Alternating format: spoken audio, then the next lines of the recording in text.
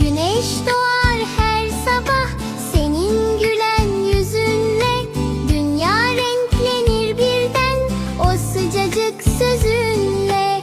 Her gün öğrenir, her gün öğretir. Senin her bir adımın sonsuz öğüt verir.